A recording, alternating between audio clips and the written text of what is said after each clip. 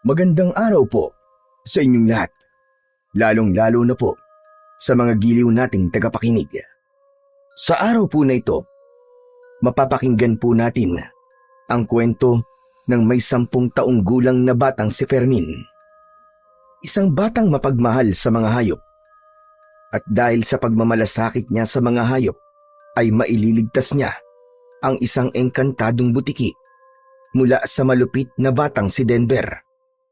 Pagkakalooban siya ng isang kakaibang mutya na posibleng tumalo sa kampon ng mga kadiliman. Ano-ano kaya ang matutuklasan ni Fermin tungkol sa isang misteryosong pagkawala ng mga guro sa kanilang baryo? Magtagumpay kaya siya laban sa pinuno ng mga aswang na bangkilan? Sama-sama po nating pakinggan ang buhay at pakikipagsapalaran ng batang nakahuli sa mutya ng 2 buntot ng engkantadong butiki.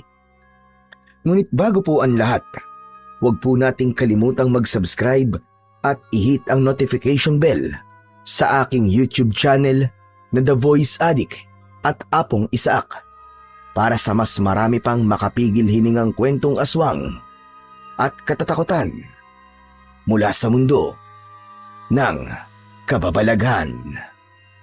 Umpisahan na po natin ang kwento. Berto, di ba? Daan-daan lang sa paglalagay ng butiki sa ibabaw ng bato. Mauubos kagad ang laruan natin yan eh. Hoy, teka. Ano ba kayo? Bakit nyo pinaglalaroan ng mga butiki? Anong ginagawa nyo? Wala kayong awa. Pakawalan nyo sila. Bakit ka ba nakikialam, ha? Butiki ka ba? Pambihira. Hanggang dito ba naman? Dinadala mo pa rin ang kayabangan mo? Hindi ako nagyayabang, Denver. Pero buhay rin ng butiki ang pinaglalaroan nyo. Sino ba nagsabi sa yung pinaglalaroan namin ng mga butiki na yan, ha? Pinadadali ko lang ang buhay nila. Isa pa, hindi mo ba nakikita? Wala akong hawak na butiki. Sila ang naglalagay ng butiki sa bato para durugin ko. Para siguradong patay. Tumigil na kayo. Hindi sila laruan. At lalong hindi sila mga bagay na dapat yung durugin. May buhay rin sila at hindi kayo Diyos para kunin ang buhay nila, kaya tumigil na kayo. Pakawalan nyo ang mga butiki na yan. Eh anong gusto mo? Ikaw ang durugin ko, ganon? Pabihira naman, oo. Hanggang dito ba naman, Fermin? Mahilig ka pa rin magpabida? Ikaw na nga ang sikat sa school natin eh. Ikaw pa rin ang paborito ng teacher natin. Siyempre, nanay mo siya eh. Pati ba naman dito, magpapasikat ka pa rin? Hindi ako nagpapasikat, Denver. Ginagawa ko lang kung ano ang sa tingin ko'y tama. Hindi mga kagaya nyo. Wala na kayong ibang iniisip kundi sakta ng mga butiki na yan. Sa tingin mo, buhay pa sila? Hindi mo ba nakikita? Iisa na lang ang natitira sa kamay ni Berto. Huli ka na, patay na silang lahat. At itong natitira, papatayin ko na rin. Bakit ba ang lupit mo sa mga butiki, ha, Denver? Hindi ka naman nila inaano, ah. Anong hindi inaanong sinasabi mo? Ayusin mo nga. Hindi mo ba alam na masakit sa tenga ang mga huni nila? Nakakaasar. Dahilan dun, kaya malupit ka sa kanila. Pakawalan mo ang mga butiki na yan. Wala ka na magagawa. Gagawin ko kung anong gusto ko. Wala naman silang pakinabang eh. Nakakasura lang ang kanilang mga itsura. Pati ang huni nila, ang sakit sa tenga. Sige na, Berto. Ilagay mo na ang butiki sa ibabaw ng bato. Ipapakita ko lang kay Fermin kung paano ko dudurugin ang butiki sa harap niya. Akma na sanang ipapatong ni Berto ang butiki sa ibabaw ng malumot na bato. Ngunit mabilis na kinuha ni Fermin sa kamay ni Berto ang nakalaylay na butiki. Kumakawag-kawag pa yon na tila ba humihingi ng tulong sa kanya. Naramdaman ni Fermin ang butiki sa kanyang palad. Saktong pagkuyom niya ng kanyang kamao, tumama ang malakas na suntok ni Denver sa kanyang muka. Galit na galit itong ipinagtulakan siya. Subalit lumaban siya. Gumanti rin siya rito ng suntok. Tumama ang kanyang kamao sa bibig nito. Bumagsak sa lupa si Denver. Dahil sa ginawa ni Fermin, sumugod na rin sa kanyang kinaroroonan ang 4 pa nitong mga kasama. Pinagtulungan siyang bugbugin ng mga ito, subalit nagmatigas si Fermin. Kahit isang kamao lang ang nagagamit niyang panlaban sa mga ito, ay sinikap niyang huwag masaktan ang butiking nakakubli sa kanyang kamay. Sinalo niya ang maraming suntok at iniwasan ang bawat pagtama ng mga kamao ng mga kalaban. Ang 4 na kaibigan ni Denver ay mga estudyanteng mahilig maglaro ng mga hayop. Pinapatay nila o di kaya naman ay pinapahirapan. Kung minsan, gumagawa ang mga ito ng patibong na gawa sa tingting at sinulid. Ginagamitan nila yon ng pain para mahuli nila ito sa leeg. Kapag nagkakatuwaan naman, ay tinatanggalan nila ng buntot ang butiking nahuhuli nila. Tila ba, masaya silang nakikitang nasasaktan ang mga butiki. Dahil marami ang kalaban ni Fermin, bumagsak siya sa lupa. Naramdaman niya ang pagtungtong ng paa ni Denver sa kanyang tiyan. Tila ba isa siyang butiki na dinudurog sa ilalim ng talampakan nito. Nakangisi at punong-puno ng galit ang anyo ni Denver. Ngunit hindi siya nagpatalo sa sakit. Agad siyang umikot ng higa. Nakawala siya sa pagkakaapak ng paa ni Denver sa kanya. Ibigay mo na sa amin ang butike, Fermin. Kung ayaw mong basagin ko ng suntok ang pagmumukha mo. Hindi niyo ito makukuha sa akin, Denver. Sumusobra na kayo. Wala na kayong awa sa mga hayop. Abat, masyado ka naman yatang nagpapakabayani sa butiking yan, ha, Fermin? Baka mamaya niyan magkapalit kayo ng muka. Ikaw rin. Sige ka. Baka hindi ka na makilala ng mga magulang mo. Umalingaw-ngaw ang tawanan sa paligid ni Fermin. Lahat ay nakatingin sa kanya habang nang aasar ang titig. Naramdaman niya ang mahinang paggalaw ng butiki sa loob ng kanyang kamay. Kaya naman, mas pinanindigan niya sa mga kalaban na hindi niya ibabalik ang butiki. Maya-maya pa ay narinig nila ang mabilis na yabag ng paa ng taong papalapit sa kanilang kinaroroonan.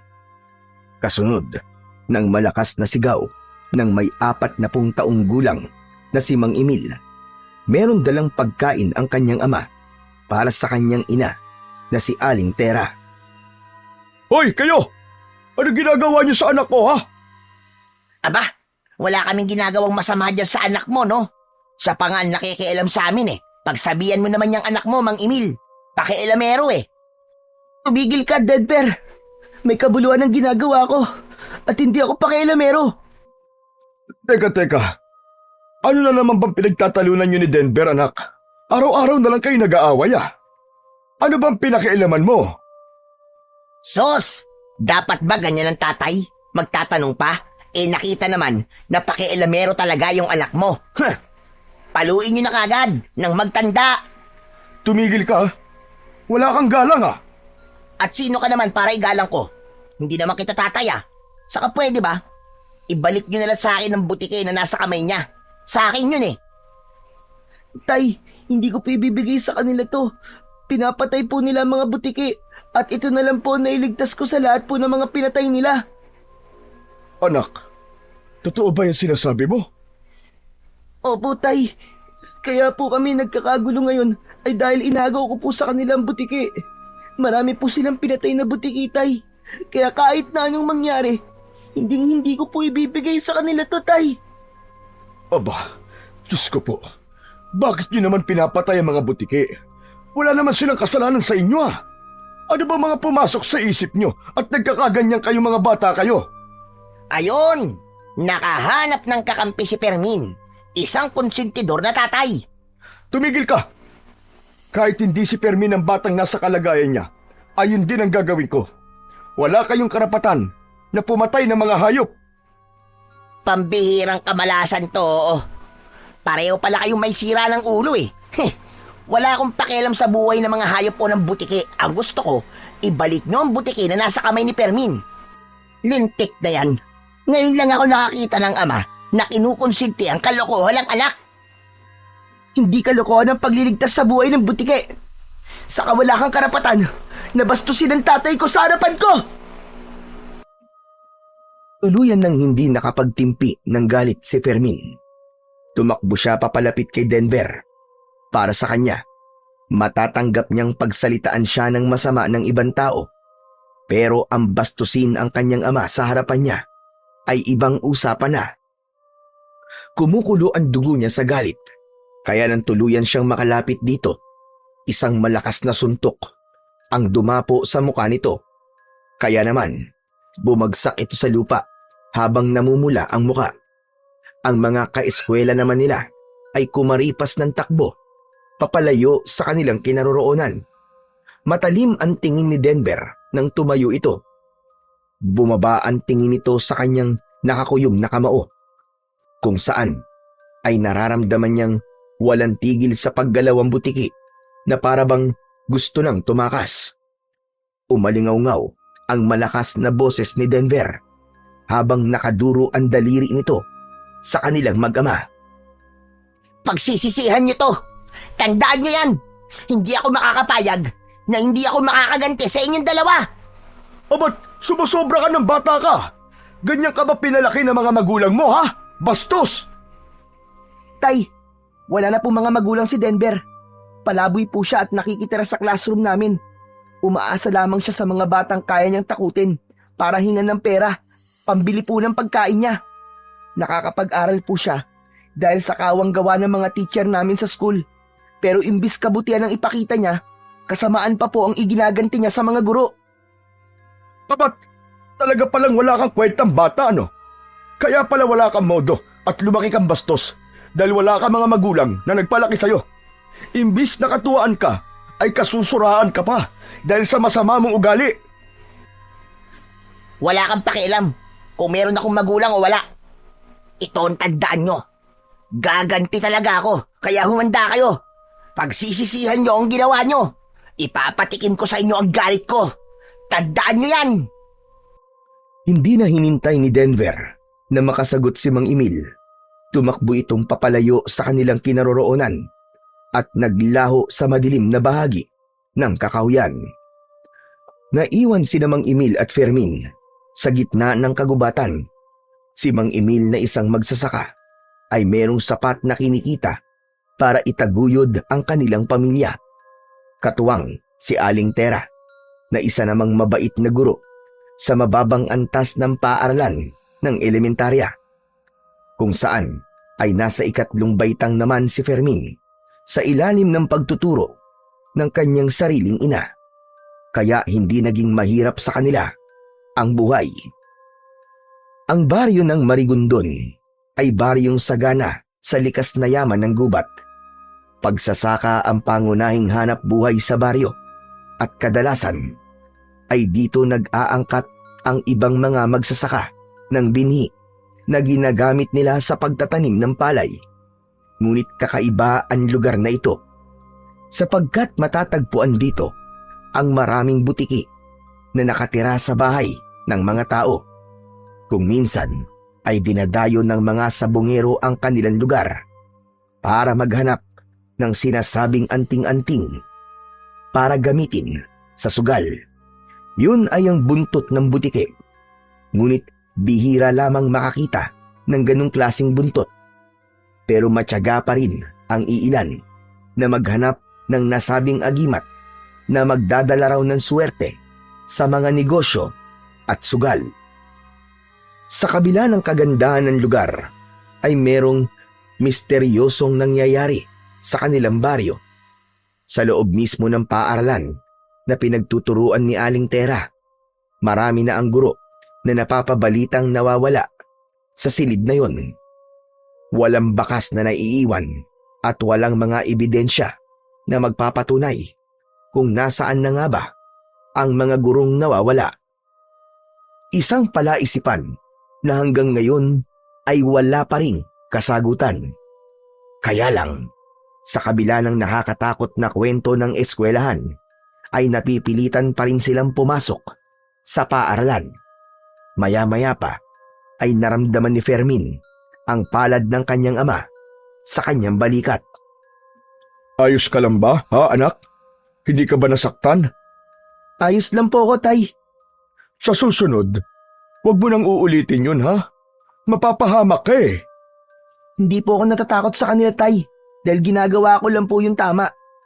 Kung hindi po ako kumilos kanina, baka napatay na po nila yung butiki. Kahit pa anak, isipin mo muna ang sarili mo. Baka masaktan ka nila eh. Halika na nga, sumama ka na lang sa akin, tanghali na. Baka gutom na ang nanay mo. Kayo na lang po ang pumunta kay nanay, Tay. Kailangan ko pa pong pakawalan ng butiki sa kakahuyan eh. Hahanapan ko po siya ng maayos na tirahan. Pero baka naman, balikan ka rito ng mga lokong yun, anak. Hindi po yun, Tay.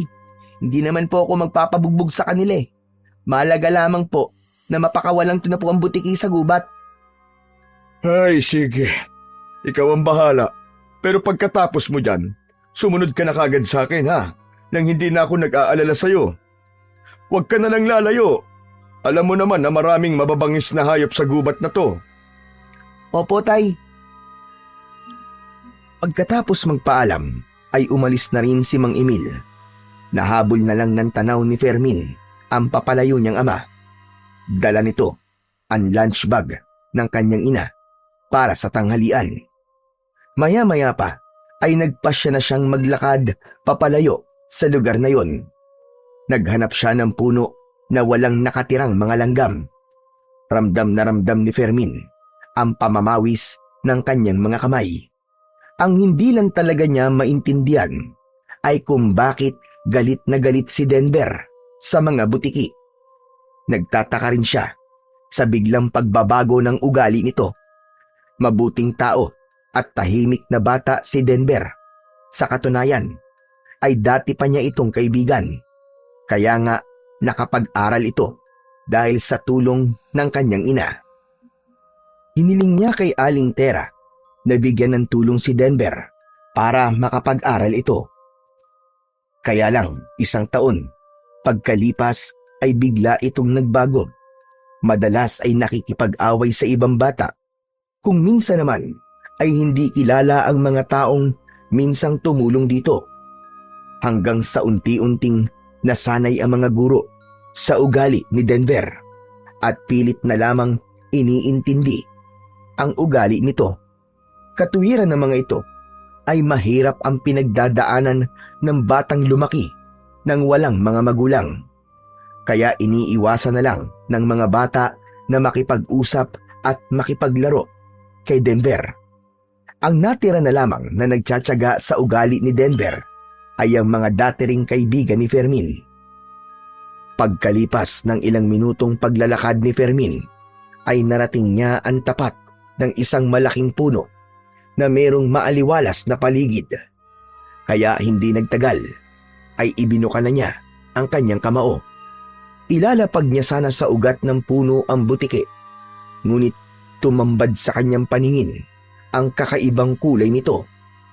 Nakita niya ang kakaibang itsura ng buntot nito. Naputol yun at walang tigil sa pagkawag. Pinagmasdan niya ang malasangan nitong buntot. Parang dalawa. Nagpalinga-linga siya sa paligid at bumilis ang tibok ng kanyang puso. Diyos ko, anong klaseng nilalang to? Bakit parang kakaiba ka sa lahat ng butiking nakita ko? Ikaw na ba yung sinasabi nilang may dalang agimat ang buntot? Hindi umaalis ang butiki sa kanyang kamay habang ang buntot nito ay unti-unti nang humihina sa pagkawag o paggalaw.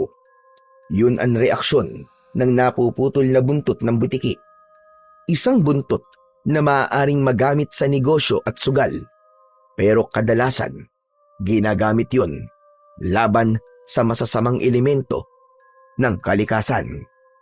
Mahal yun kung ibibenta niya, ngunit para kay Fermin, isa yung kabiguan dahil hindi niya nailigtas ng maayos ang butiki. Kaya pakiramdam niya ay meron siyang kasalanan sa pagkakaputol sa buntot nito. Likas kay Fermin ang maging maawain at matulungin sa mga hayop, lalo na kung ito ay isang butiki. Natutuwa siya kapag humuhuni ito ng malakas. Butiki, patawarin mo ako Hindi ko nailigtas ang buntot mo. Pero ang mahalaga ay buhay ka naman at hindi ka tuluyang napatay ng mga kaibigan ni Denver. Pasensya ka na kung nakita mo ang naging kamatayan ng mga kalahi mo. Akas sa mukha ni Fermin ang labis na pagkadismaya sa ginawa ng grupo ni Denver. Awa rin ang naramdaman niya para sa butiki. Kinuha niya ang naputol na buntot nito, saka inilapag ang butiki sa ugat ng puno. Hindi ito agad umalis, sa halip ay parang nakita niyang bumakas sa mga mata nito ang lungkot. Ipinakita niya ang kapirasong buntot at isinilid niya yon sa kanyang bulsa. Ang butiki ay may kakayahang magbigay ng babala sa pamamagitan ng kanilang huni. Nagmumula yon sa taling tinig o vocal cords sa English, partikular sa mga species tulad ng house gecko o butiki sa dingding. Hindi lahat ng butiki ay marunong gumawa ng tunog, pero ang mga karaniwang nakikita sa bahay sa Pilipinas ay kabilang sa mga vocal species o mga butiking nakakapaglikha ng tunog. Nakakabuo sila ng tunog sa pamamagitan ng lalamunan gamit ang mabilis na paggalaw ng hangin. Karaniwan itong ginagamit bilang babala sa ibang butiki, panliligaw o reaksyon sa panganib. Mas madalas marinig ang huni ng butiki sa gabi, lalo na kapag tahimik ang paligid. Meron din pamahiin ang pinaniniwalaan ng mga matatanda. Kapag tumitik-tik daw ang butiki habang may nagsasalita, sinasabing totoo ang sinasabi nito. Ang ilan naman ay kapag humuhuni ang butiki ay meron daw darating na bisita. Habang ang mga tao naman na nakatira sa baryo ng Marigondon ay naniniwala na ito ay babala o paalala mula sa espiritu o kalikasan. Huwag ka mag-alala. Iingatan ko ang buntot mo para sa'yo.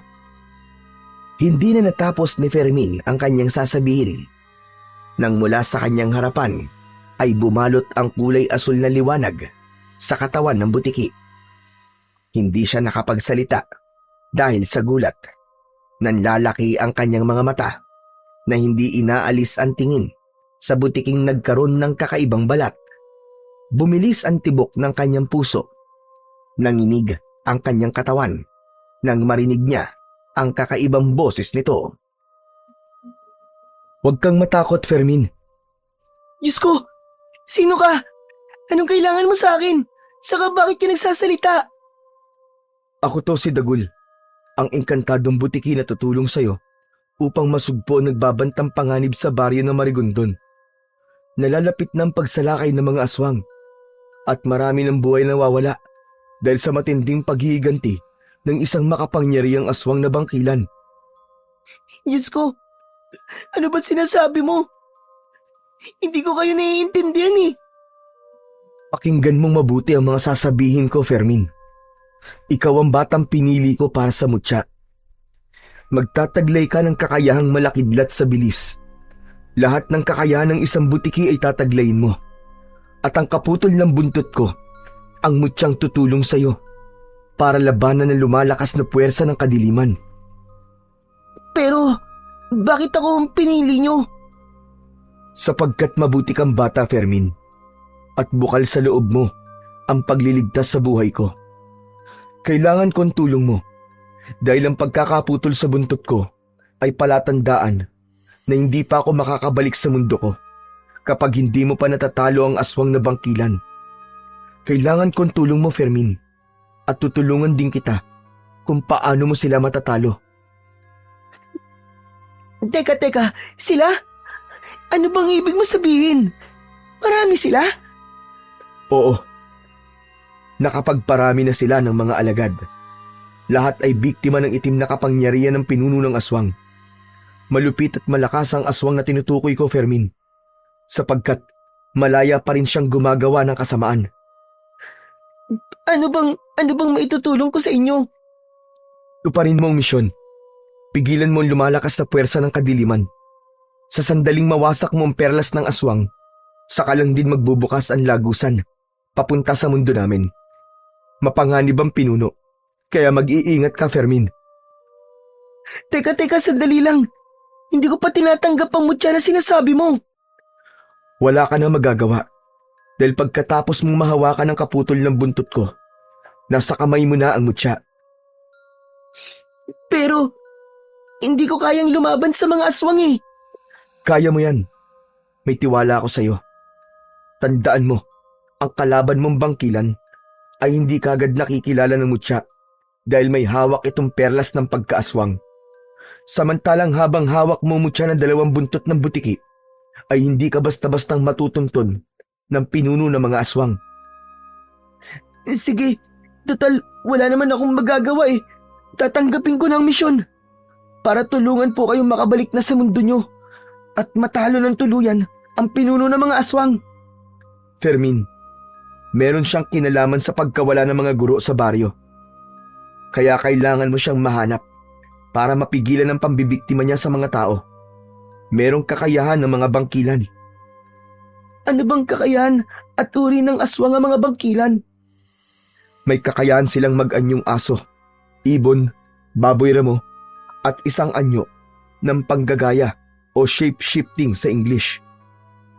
Nalilipat nila ang pagiging aswang sa pamamagitan ng pagsali ng itim na perlas mula sa kanilang bibig patungo sa bibig ng taong nais nilang gawing aswang.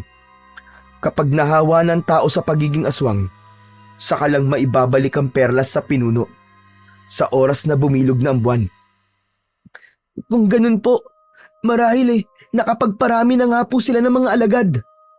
Tama ka. Kaya kailangan kong tulong mo. Sirain mo ang itim na perlas upang mabuksan ang lagusan papunta sa mundo ko. Hindi mo ako kailangan pakawalan sa gubat na to, sapagkat ako mismo magsisilbi mong gabay laban sa mga aswang. Ituturo ko sa'yo kung paano magagamit ang mutya. Subalit ikaw pa rin ang gagawa ng paraan para makilala ang nagtatagong aswang sa ibang katauhan. Kung ganun po, maaaring iba na ang kanyang anyo ngayon. Mahihirapan na po tayong makikilala siya kung ganun. Tama ka, Fermin. Ngunit hindi magiging madali ang pagtukoy sa kanyang pagkakakilanlan. Tandaan mo na meron din siyang hawak na perlas na may kakayahang labanan ng kapangyarihan mo. Naiintindihan ko na po kung ano po ang ibig niyong sabihin. Maraming salamat, Fermin. Umaasa ako na tayong dalawa lamang ang makakaalam sa bagay na to. Opo, naiintindihan ko po. Mahal na Engkantado. Dagol na lang. Ayoko masyadong formal. Hindi ako sanay. Matagal na ako nandito sa mundo nyo, kaya parang naiilang ako kapag tinatawag mo akong mahal na Engkantado. Ituring mo kong isang kaibigan, Fermin. Natawa na lamang si Fermin sa bahaging yon ng sinabi ni Dagul. Maya-maya pa ay mabilis na gumapang ang butiki sa kanyang balikat. Saka naisip ni Fermin na sumunod na sa kanyang ama sa school para makita ang kanyang ina. Habang naglalakad ay biglang kinabahan si Fermin. Hindi niya maipaliwanag ang pag-aalalang nararamdaman niya, kaya mas nilakihan niya ang hakbang ng kanyang mga paa. Bakit bigla ka nagmamadali sa paglalakad, Fermin? Bigla kasi akong kinabahan at pumasok sa isip ko si nanay. Naalala ko kasi ang mga sinabi mo kanina tungkol sa mga guro na nawawala sa paaralan ko. Kung ganun, kailangan mo magmadali, Fermin. May paniniwalang nararamdaman ng anak kapag merong masamang mangyayari sa kanyang ina. Isa pa, hindi ka na ngayon isang ordinaryong bata. Malaki ang posibilidad na nakaatang sa mga balikat mo. Kaya ang bawat pag-aalala na mararamdaman mo ay bibigyan mo ng halaga para makapagligtas ka ng tao. Hindi napansin ni Fermin na ang hakbang niyang mabilis ay para ng kidlat na agad siyang nakarating sa school. Mula sa kanyang kinatatayuan ay natanaw niya ang silid ng kanyang ina. Maraming guro ang nasa loob ng classroom. Ang mga bata naman ay nagsisiksikan habang nakasilip sa labas ng bintana. Bumundol ang kaba sa kanyang dibdib nang marinig ang malakas na boses ng kanyang ama. Nagwawala ito at hinahanap ang kanyang ina. Tila ayaw humakbang ng kanyang paa papalapit sa silid-aralan na pinagtuturuan ng kanyang ina. Nanlalamig ang kanyang mga kamay at nanginginig na ang kanyang tuhod. Diyos ko! Hindi! Sana mali ako! Sana hindi ito totoo! Walang natanggap na tugon si Fermin mula kay Dagul. Tahimik itong nakamasid sa silid-aralan na pinagkakaguluhan ng mga tao. Tila nabigla rin ito sa mga nangyayari. Hindi nga nagtagal ay nagawa ni Fermin na makalapit sa silid. Lumabas si Mang Emil na butil-butil ang pawis sa noo. Mabilis na tumakbo si Fermin papalapit sa kanyang ama. Nang makalapit siya rito, ay bigla itong napahagulgul ng iyak. Sa itsura na yon ni Mang Emil, pakiramdam ni Fermin ay gumuho na rin ang kanilang mundo. Tay, ano po nangyari? Nasaan po si nanay? Fermin, anak. Ang nanay mo. Nawawala ang nanay mo, anak. Tay, paano pong nawawala? Sabihin nyo. Nasaan po si nanay? Kanina pagdating ko, marami ng tao. Nakita ko sa sahig. Nagkalat ang dugo. Hindi ko alam kung kay Tera ang dugong yun. Natatakot ako. Baka napano na ang nanay mo, anak. Ang ibig niyo po ba't sabihin, Tay? Wala na po si nanay? At kagaya po sa mga gurong nawawala, hindi na rin po ba natin makikita si nanay? Ganun po ba? Oo, anak. Diyos ko, nasan ka na, Tera? Sana'y walang nangyaring masama sa'yo. Hindi pwede, Tay. Hahanapin ko po si nanay. Ngunit saan mo siya hahanapin, anak? Ni wala nga nakapansin kung lumabas siya ng classroom kanina. Dahil oras yun ng tanghalian ng mga bata. Sinabi ko naman sa kanya kagabi na wag na siyang mag-iisa sa school nyo. Pero hindi siya nakinig. Kaya ito, nangyari ito sa kanya. Hindi natin alam kung saan siya dinala ng taong kumuha sa kanya. Hahanapin ko po si nanay, Tay. Kahit na anong mangyari, ibabalik ko po siya sa bahay natin ng buhay. Lalong lumakas ang hagulgol ng iyak ni Mang Emil habang pinag-uusapan ng mga tao ang nangyari sa kanyang ina na si Aling Tera. Pakiramdam niya ay merong tinik na nakabaon sa kanyang dibdib. Naramdaman niya na niyakap siya ng kanyang ama. Mahigpit at hindi nito napapansin ang butiki na si Dagul sa kanyang balikat. Tila iniisip rin ito kung saan nagpunta ang ina ni Fermin. Maya-maya pa ay naramdaman ni Fermin ang pagluwag ng yakap sa kanyang katawan ni Mang Emil at iniabot sa kanya ang 3 lumang larawan. Tay, ano po ito? Yan na lamang ang nakita ko sa sahig nang pumasok ako. Pagbasdan mo mga larawan ng mga bata. Pati na ang guro sa gitna. Pero Tay, wala na pong mga ulon larawan ng guro sa litrato. Ang hawak mo ay larawan ng nanay mo, anak. Ang 2 pa natitirang larawan ay litrato ng 2 guro na una nang nawala sa silid na to. Matagal na pinagmasdan ni Fermin ang larawan na nasa kanyang kamay. Kapansin-pansin ang mga nawawalang muka sa litrato. Habang makikilala mo lang ay sa damit ng gurong nakaupo sa gitna ng estudyante ng mga ito. Itinago ni Fermin ang 3 larawan sa kanyang bulsa dahil gagamitin niya yon na batayan para hanapin ang kanyang ina. Pumatak ang masaganang luha sa kanyang mga mata. Ngunit sa muli niyang pagsulyap sa loob ng classroom, kitang-kita niya mula sa bintana ang isang matandang lalaki. Nakatingin ito sa lumang blackboard na merong nakasulat na ibang lingwahe. Hindi yun napapansin ng mga tao dahil iniisip ng mga ito na baka bata lang ang may gawa nun. Bumundol lang kaba sa dibdib ni Fermin nang saglit na magtama ang kanilang paningin ng matanda. Akma na sanang lalapit siya rito nang maramdaman niya ang paghawak ng kamay ng kanyang ama sa braso niya.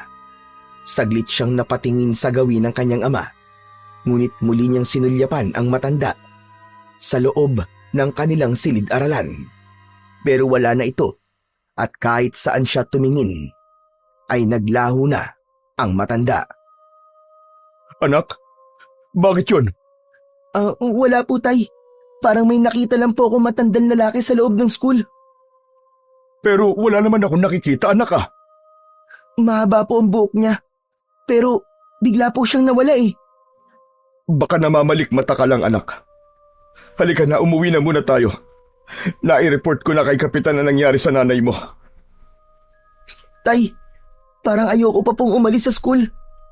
Anak, mas lalo lamang tayo masasaktan kung maiisip natin na posibleng may nangyaring masama sa iyong ina. Kaya tara na. Tapat na po ang dugong nakita niyo sa saig, tay, para masabing may nangyaring masama talaga kay nanay. Ramdam na ramdam ni Fermin ang hirap na pinagdadaanan ng kanyang ama. Kaya wala siyang nagawa kundi samahan itong umuwi sa kanilang bahay. Habang si Dagul naman ay tahimik na nakamasid sa bawat nangyayari sa paligid. Hanggat walang katawan, huwag kang mag-isip na patay ng nanay mo, Fermin. Sa halip, kailangan mo magpakatatag. Hanapin mo kung saan pwedeng dinala ang nanay mo. Kailangan mo magbadali para maabutan mo pa siyang buhay. Pero saan ko naman nahanapin si nanay? Wala ka ba talagang kapangyarihan para makita ko ang nanay ko? Patawarin mo ko, Fermin. Pakikipaglaban gamit ang mutya ang kaya kong maibigay na tulong sa'yo. Pasensya na. Ikaw lang ang may kakayahan na maghanap sa iyong ina. Isang malalim na buntong hininga ang pinakawalan ni Fermin. Pakiramdam niya ay mas lalong bumigat ang dibdib niya dahil sa sinabi ng engkantadong si Dagul. Habang tinatahak nila ang daan papunta sa kanilang bahay, ay abala pa rin sa pag-iisip si Fermin kung saan ba niya hahanapin ang kanyang ina. Pagkalipas ng ilang minuto, ay narating nila ang kanilang bahay. Wala silang imikang mag-ama. Tig-isang gilid sila sa sala habang malalim ang mga iniisip. Hindi na nga napansin ni Fermin kung paano lumipas ang oras. Namalayan na lamang nilang mag-ama na madilim na ang paligid. Muling sinulyapan ni Fermin si Mang Emil. Tahimik itong nakaupo sa harap ng lamesa. Sa ibabaw ay ang maliwanag na ilaw ng gasera. Tahimik na nakaupo si Mang Emil sa bangkong kahoy. Hawak ang lumang panyo na basang-basa na sa luha. Ni hindi niya kailanman nakita ang kanyang ama na ganun ang itsura. Ang dating matatag na haligi ng tahanan, ngayon ay tila pinagbagsakan ng langit at lupa. Isang malalim na buntong hininga ang pinakawalan niya. Saka humakbang papalapit sa kanyang ama. Mabilis naman itong pinahid ng likod ng palad ang mga luhang umaagos sa pisngi nito. Ngunit ang lungkot ay bakas pa rin sa bagsak ng balikat ni Mang Emil.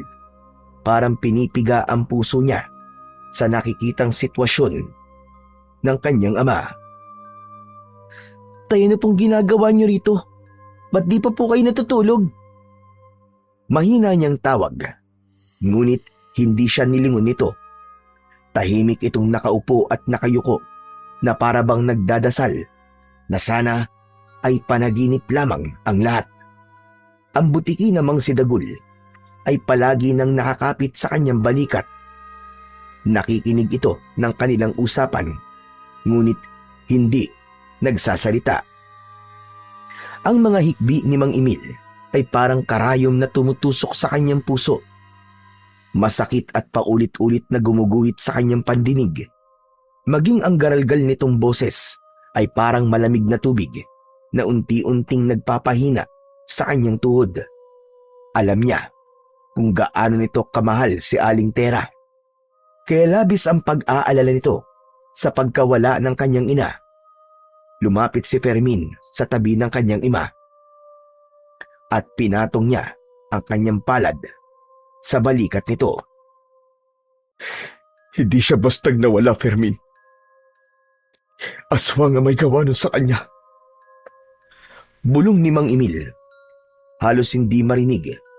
Si Fermin naman ay tila hinihintay ang paliwanag ng kanyang ama kung bakit naisip nitong aswang ang kumuha sa kanyang ina.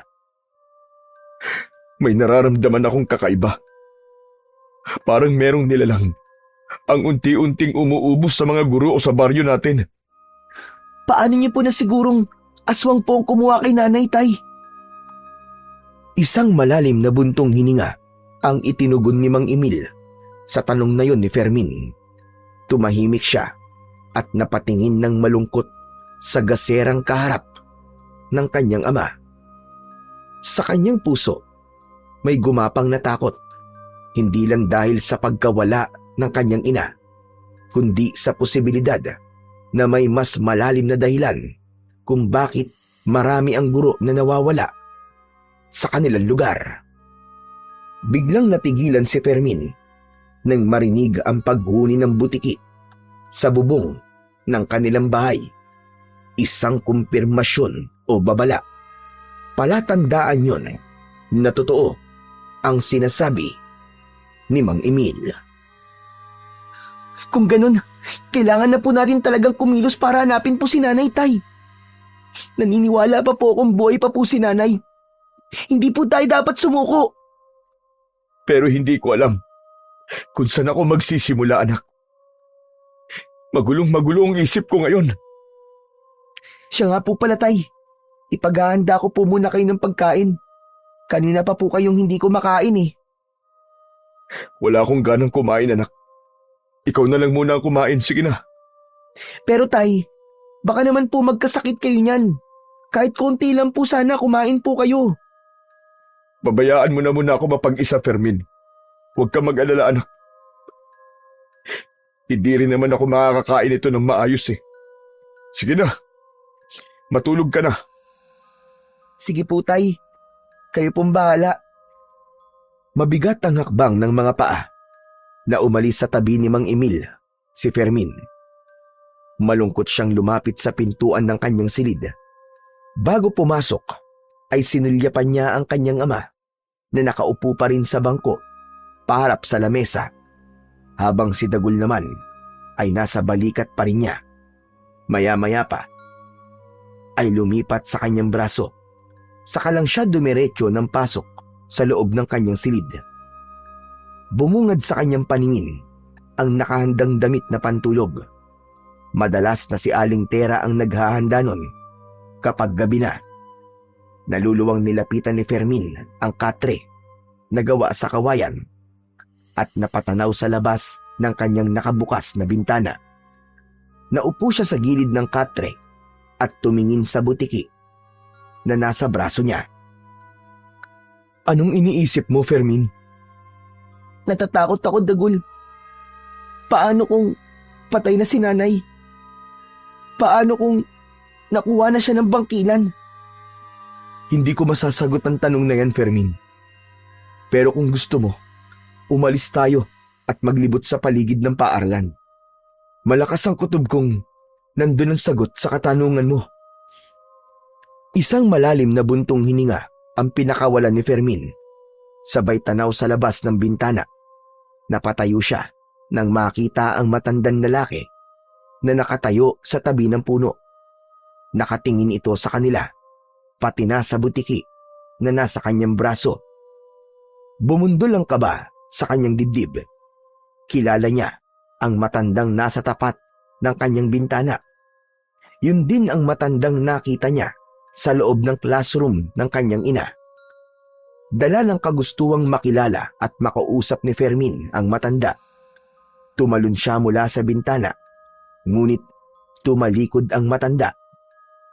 Mabilis ang tibok ng kanyang puso na nagmamadaling tumakbo at hinabol ang naglalakad na matanda.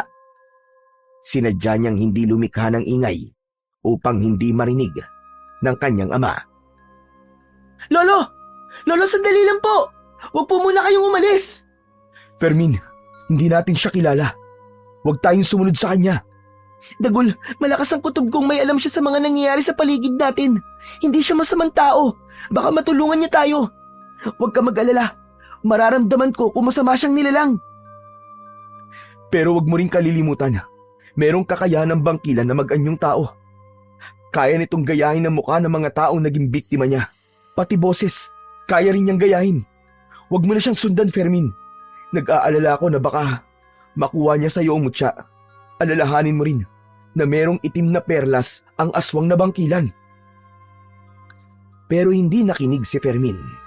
Diretso ang kanyang hakbang sa paghabol sa naglalakad na matanda. Tila sinasadya nitong pasunurin siya. Ngunit may tiwala siya sa kanyang nararamdaman. Malakas ang kutob niyang may alam ang matanda tungkol sa mga aswang na bangkilan at kung bakit marami ang guro na nawawala sa baryo nila. Lolo, teka!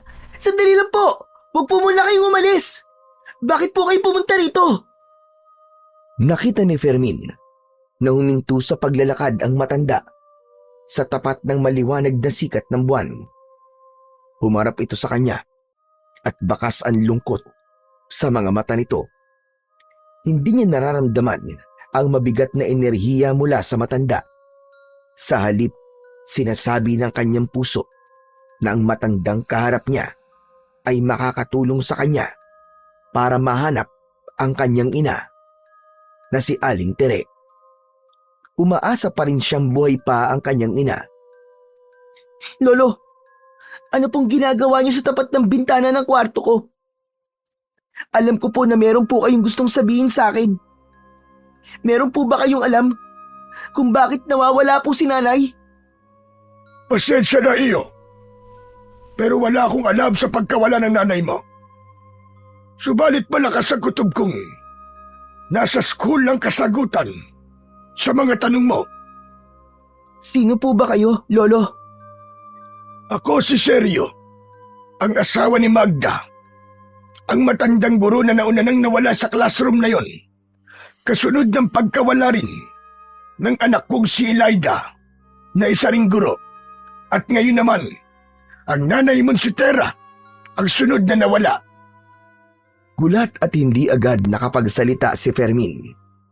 Pagkatapos niyang marinig ang sinabi ni Lolo Sergio, maging si Dagul ay hindi rin nagsalita para kontrahin ang sinabi ng matanda. Marahil ay nararamdaman din ni Dagul na nagsasabi ng totoo ang matandang lalaki. Baka sa mukha nito ang lungkot at sakit sa pagkawala ng mga mahal nito sa buhay dahil sa paggaralgal ng boses nito. Pinagmasdan ni Fermin si Lolo Sergio. Suot nito ang kulay puting damit at maong nakupasin.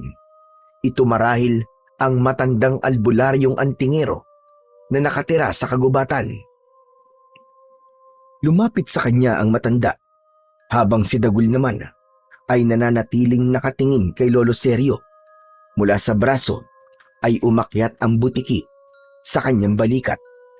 Tila sinusuri ng engkantadong butiki ang kaharap niyang matanda. Mangyayari din po ba kay nanay ang nangyari po sa pamilya niyo, Lolo Sergio? Tulungan niyo po ako. Sana matuldukan na ang pagkawala ng mga guro sa baryong ito. At sana hindi rin mangyari sa nanay mo ang nangyari sa pamilya ko. Matagal na akong naghahanap sa aswang na bangkilan. Malakas ang kutob ko na siya ang kumuha sa nanay mo. Kaya lang, mahihirapan tayong hanapin ang aswang na bangkilan dahil maaaring iba na ang kanyang itsura sa ngayon. Kung ganun po, may posibilidad na nakakasalamuha po natin sila. Oo, maaaring nakakasama nga natin sila. Malakas ang aswang na bangkilan at mahirap huliin. Wala akong laban sa kanila. Maliban na lang kung merong mutya ng 2 buntot ng inkantadong butiki. At yun ang totoong pakay ko. Kaya kita pinuntahan sa bahay mo. Matagal na hindi nakapagsalita si Fermin dahil inisip niya na hindi maaaring malaman ng matanda na nasa kanya ang mutya. Kaya naman, hinintay niyang magsalita si Dagul. Pero wala siyang narinig na boses mula sa inkantadong butiki. Marahil ay ayaw ni Dagul na malaman ng matanda na merong kakayahan ng butiki na makapagsalita. At higit sa lahat, hindi pa lubos ang pagtitiwala nito sa matanda. Kaya naman, muling nagtanong si Fermin. Kaya po bang tapatan ng mutya ang lakas ng aswang na bangkilan? Oo, sapagkat yun lamang ang nag-iisang pangontra sa kanila. Sa sandaling tumapat ang mutya sa aswang na bangkilan, ay masusunog ang kanilang balat. Ngunit kung ang bangkilan ay may itim na perlas, hindi siya tatablan ng kapangyarihan ng mutya.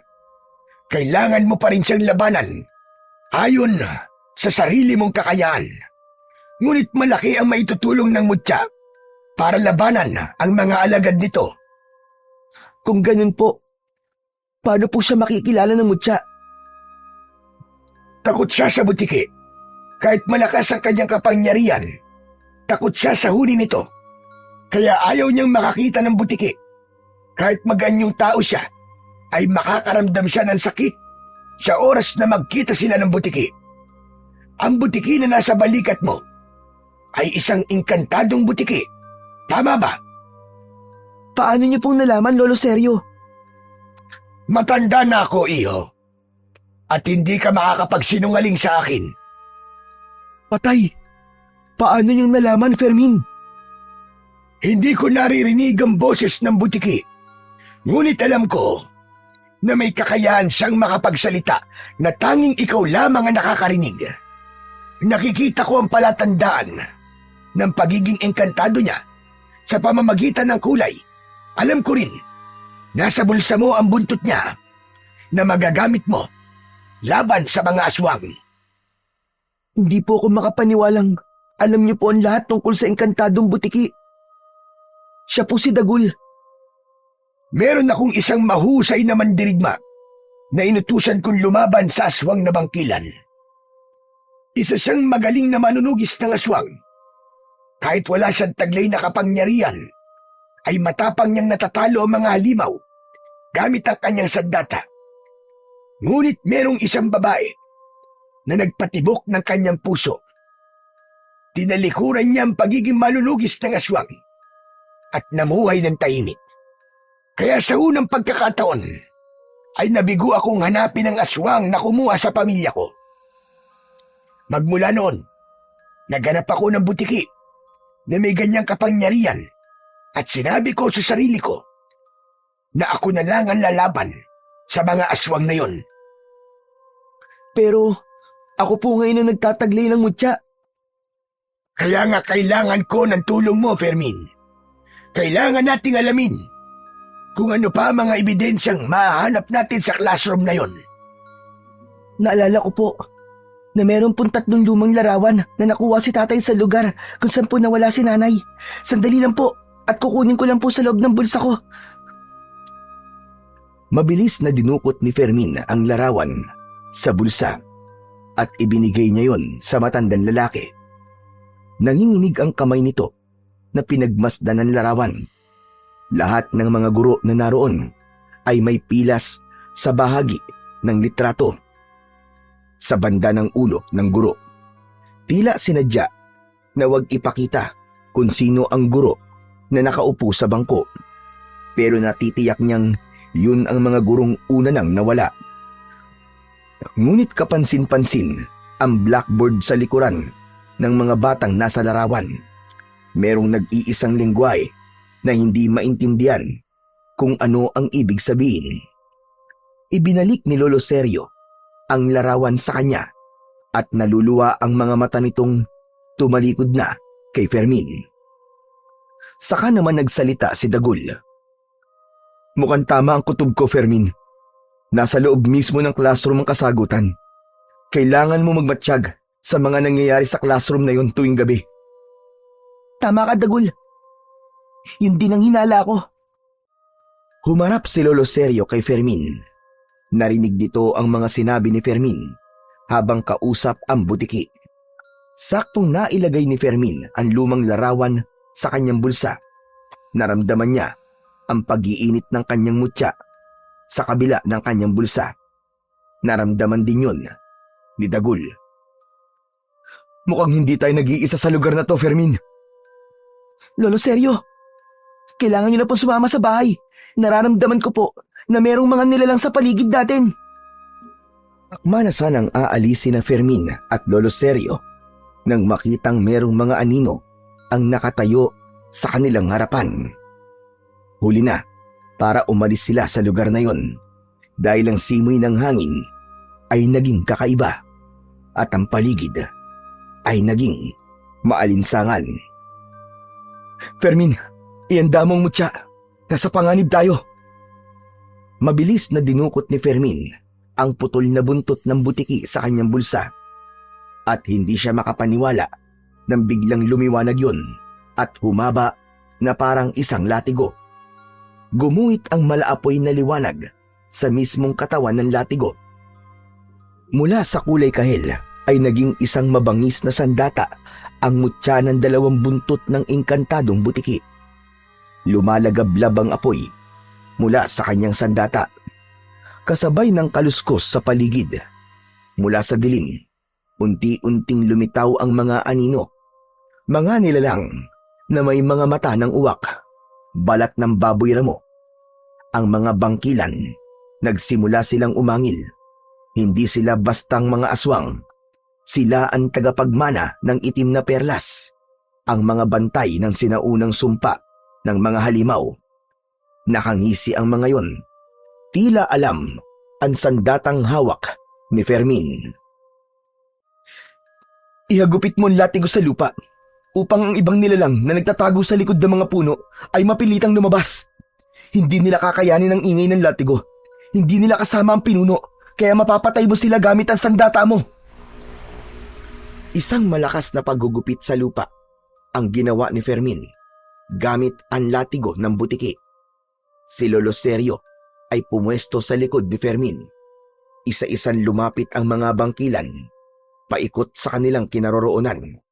Tila hindi alam ang epekto ng kapangyarihan ng batang nagtataglay ng mutya. Ang lupa ay tila humihinga sa ilalim ng kanilang mga paa. Bawat galaw ng dahon sa paligid ay matalas na pinakikiramdaman ni Fermin. Ang hangin ay mabigat, amoy dugo.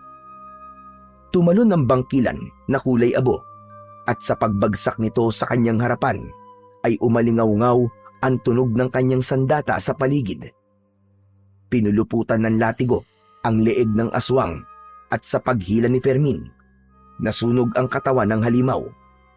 Napuno ng pag-angil ang buong paligid mula sa mga aswang na bangkilan. Nakita ng mga ito kung gaano kalakas ang latigo ni Fermin. Ganyan nga, Fermin.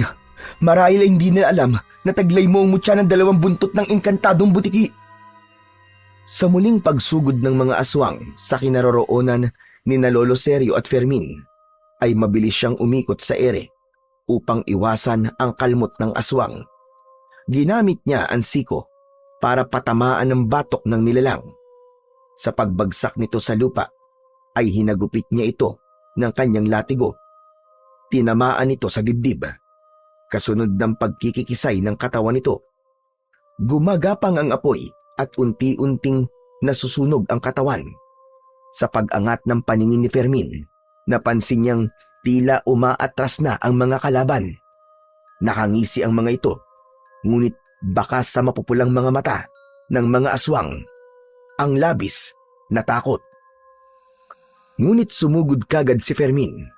Kumilos siya na parabang sinasaniban ng espiritu ng kapangyarihan ng mutya. Habang ang makikita sa dilim ay ang naglalagablab na apoy sa hawak niyang latigo. Bawat wasiwas at hagupit ng latigo sa katawan ng mga aswang na bangkilan ay isa-isa rin na bumabagsak ang mga ito sa lupa. Kasabay ng pagkalat ng apoy sa katawan ng mga ito hanggang sa masunog na parang mga papel. Si Lolo Sergio ay natulala at hindi makapaniwala sa husay na ipinakita ni Fermin pagdating sa pakikipaglaban. Ito na ang katapusan yung lahat! Hanggat hindi ko nahahanap si nanay, ako magsisilbing apoy na susunog sa inyong mga katawan! Pinalot ng mga pag-angil, liwanag ng apoy at galit ang buong paligid ni Fermin, habang si Dagul naman ay nanatiling nakakapit sa kanyang balikat. Ang natitirang mga bangkilan ay sumugod kay Fermin. Ang mga kuko nito ay tila bakal. Ang hininga ay malalim na punong-puno ng galit. Ngunit sa bawat hampas ni Fermin, may tunog na parang kampanang basag. Isang alingawngaw na nagpapayanig sa buong paligid. Isang malakas na pagbuwit sa hangin ang ginawa ni Fermin gamit ang latigo. Lahat ng tamaan ng kanyang sandata ay nasusunog ang katawan at naglalaho. 1, 2, 3 bangkilan ang bumagsak sa lupa. Ang kanilang katawan ay naging abo na tinangay ng hangin, hanggang sa tuluyang kumalat ang katahimikan sa buong paligid. Natalo lahat ni Fermin ang mga bangkilan na umatake sa kanila.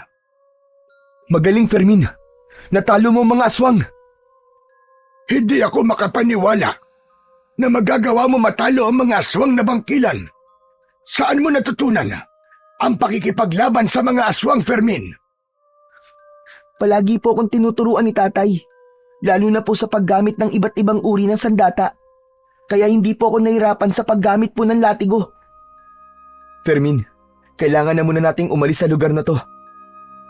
Lolo Sergio, sumama na po muna kayo sa bahay. Hindi po ligtas ang lugar na to para sa inyo. Halika na po. Kung ganon, ay kailangan na natin magmadali. Nauna nang naglakad si Fermin. Kasunod ang matandang nagmamadali sa paghakbang papunta sa kanilang bahay. Panayanlingan nila sa paligid. Saka lamang naglaho ang liwanag sa kamay ni Fermin at ang latigo ay bumalik sa dating itsura nito. Naging buntot ulit ito ng butiki. Mahigpit ang pagkuyom ng kamao ni Fermin para ingatan ang mutya. Pagkalipas ng ilang minutong paglalakad, narating nila ang bahay ni Fermin. Sa pagkakataong yun, ay tanaw niya ang bukas na gasera ng kanyang ama, habang hindi niya alam kung paano niya maipapaliwanag sa kanyang ama kung saan siya nanggaling. Sabihin mo sa tatay mo ang totoong nangyari sa iyo, Fermin. Tutal, alam naman na ni Lolo Sergio ang tungkol sa akin. Dapat lamang na malaman na rin ni Mang Emil ang tungkol sa misyon mo. Kaya lang, paano ko naman may papaliwanag sa kanya na nanggaling ako sa gubat? Ako ang magpapaliwanag sa kanya, Fermin. Kaya huwag ka mag-alala. Halika, sumunod ka sa akin. Isang malalim na buntong hininga ang pinakawalan ni Fermin bago siya tuluyang pumasok sa kanilang bahay. Nagulat si Mang Emil nang makita ang anak na pumasok sa pintuan ng kanilang balkonahe. Napatayo ito at titig na titig sa muka ni Lolo Sergio. Fermin? Teka, bakit kasama mo si Lolo Sergio? Kilala niyo po si Lolo Sergio, Tay? Oo. At bakit kasama mo siya? Magpapaliwanag po ako, Tay. Pero hindi ko po alam na kilala niyo po pala si Lolo Sergio. Natigilan ng kanyang ama at nagpalipat-lipat ang tingin sa mga damit nila. Bumakas ang mukha nito ang pag-aalala at napasulyap sa nakatayong matanda. Teka, ano nangyari sa inyo? Bakit magkasama kayo ni Fermin, Lolo Sergio? Hindi sinasadya ang aming pagkikita. Pasensya na po, Tay. Lumabas po ako nang walang paalam. Fermin, hindi ikaw ang kinakausap ko. Lolo Sergio, anong ginagawa niyo rito? Gusto ko lang sanang tumulong para mahanap si Terra. Hindi ko inaasahan na bigla kaming sasalakayin ng mga aswang na bangkilan. Hindi po ba't sinabi ko na sa inyo na huwag niyong lalapitan ang anak ko kahit kailan? Hindi na po ako babalik. At hindi po ako papayag na si Fermin ang gawin niyong manunugis ng mga aswang. Nakita niyo na kung ano nangyari sa anak ko. Muntik na siyang mapahamak. Tay, wag po kayo magalit kay Lolo Sergio. Wala po siyang kasalanan, Tay. Isa ka pa. Hindi ko alam na lumabas ka pala kanina. Hindi ka nagpaalam sa akin Paano ko napahamak ka? Tapos ay hindi ko alam. Saan kita hahanapin? Sige nga. Pasensya ka na, Emil. Pero wag mo nang pagalitan pa si Fermin. Ang mahalaga ngayon ay mahanap natin si Tera bago pa siya magaya sa pamilya ko. Hanggang ngayon ba ay wala ka pa rin balak na tulungan ako? Sinasabi ko naman po sa inyo na matagal na akong tumigil sa pagiging manunugis ng mga aswang. Anak nang, kung ganun Fermin, si Mang Emil pala ang tinutukoy na manunugis ni Lolo Sergio. Yung mandirigmang pumatay sa mga aswang na bangkilan. Talagang napakaliit ng mundo. Ang tatay mo pala, ang matapang na manunugis ng aswang. Tay, totoo po ba? Isa po kayo manunugis ng aswang? Totoo, narinig mo, anak. Isa akong manunugis ng aswang na matagal ko nang kinalimutan. Natigilan si Fermin at naghari ang katahimikan sa pagitan nilang tatlo. Habang si Dagul naman ay biglang nagsalita at nagkaroon ng pag-asa na matatalo nila ang mga kampon ng kadiliman. Kung ganon, may makakasama ka na, Fermin, laban sa mga aswang. Tay, kailangan ko po ang tulong nyo. Hanapin po natin si nanay. Saan naman natin hahanapin si Tera, Fermin? Ni hindi ko nga alam kung saan ako magsisimula sa paghahanap sa kanya. Pababayaan na lang po ba niyong mawala si nanay, Tay? Paano po kung buhay pa siya at kinuha ng bangkilan at naghihintay na magliligtas sa kanya? Yun na nga Bangkilan ang kalaban natin dito. Anong laban natin sa kanila? Kung meron kang mutya ng makapangyarihan buntot ng butiki, saka lamang tayo makakalaban sa kanila. Tay, nasa akin po ang mutya na tatalo sa aswang. Kung natatandaan niyo po ang butiki na tinulungan ko sa kamay ni Denver, siya po ang engkantadong butiki. Anong ibig mo sabihin, anak? Si Lolo Sergio na ang nagpaliwanag kay Mang Emil ng tungkol sa mutya na nasa kamay ni Fermin. Pagkatapos na maipaliwanag ni Lolo Sergio, ay hindi makapaniwala ang kanyang ama na nasa kamay pala ng kanyang anak ang mutya na yon. Kaya tay, hanapin na po natin si nanay. Sa school, doon kayo maghanap kay Tera. Doon nagsimula ang lahat. Nang marinig ng mag-ama ang sinabi ni Lolo Sergio, nanghihinang napaupo si Mang Emil sa bangko. Tahimik itong napatanaw sa malayo. Bakas ang takot sa mga mata. Wala na tayong ibang paraan. Walang ibang makakatulong sa atin, kundi kayong mag-ama lang. Dito na muna ako magpapalipas ng gabi. Baka makasalubong ko pa ang mga aswang na bangkilan. Natitiyak ko na sa oras na hindi makabalik ang mga napatay ni Fermin, maaaring may bagong pangkat na mga aswang ang pupunta sa gubat para hanapin ang mga kasama nila. Kaya hindi tayo maaaring magpabaya dahil buhay na natin ang nakataya rito. Mabilis na tumayo si Mang Emil at pumasok sa loob ng kwarto nito. Pagbalik nito ay may dala na itong lumang latigo. Sige, hahanapin natin si Tera, anak. Hindi tayo titigil hanggat hindi natin nahahanap ang nanay mo.